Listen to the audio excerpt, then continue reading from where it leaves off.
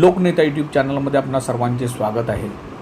यशस्वी शिंदेची निर्दयीपणे हत्या करून पसार झालेला आरोपी दाऊद शेख याला उरण पोलिसांनी कर्नाटकामध्ये पकडले आहे आणि लवकरात लवकर त्याला उरण पोलीस स्टेशनला आणून त्याला कठोरातली कठोर शिक्षा कशी ठोठावण्यात येईल याविषयी प्रयत्न करण्यात येणार आहे।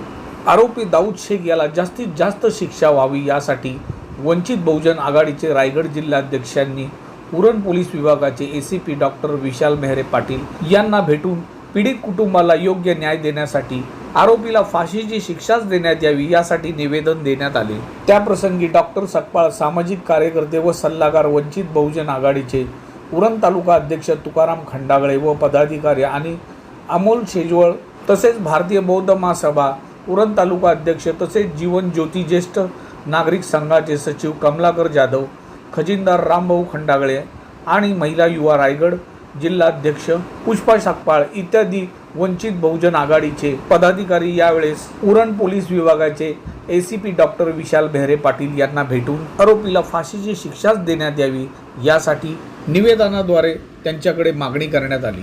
25 जुलै रोजी आपली भगिनी यशस्वी शिंदे हिचं जी निर्गुण हत्या करण्यात आली, खून करण्यात आला, त्या संदर्भाने आपण 27 तारखेला पोलीस स्टेशनला भारतीय न्याय संहितेच्या कलम 103 नुसार गुन्हा दाखल केलेला होता। दरम्यानच्या काळात आरोपी आपल्याला सापडत नसल्यामुळे तीव्र एक लोकभावना उरण शहरामध्ये जागृत झालेली होती। अनेक संघटनांनी आम्हाला निवेदनं दिले, आंदोलनं झाली।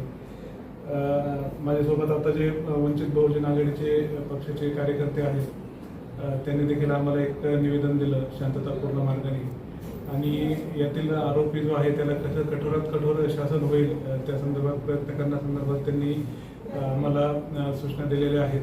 त्या पद्धतीने आम्ही सगळ्यांचा विचार करतो आहे आणि आज दिनांक 30 जुलै रोजी सकाळी त्या आरोपीला कर्नाटक राज्यातून आपल्या तपास पथकांनी ताब्यात घेतलेलं आहे चौकशी कामी, आणि पुढे त्याला नवी मुंबईला आणून त्याच्यावर जी कायदेशीर प्रक्रिया आहे ती पार पाडली जाणार आहे। साहेब, जनतेची अशी मागणी आहे की ह्या आरोपीला शिक्षा व्हावी।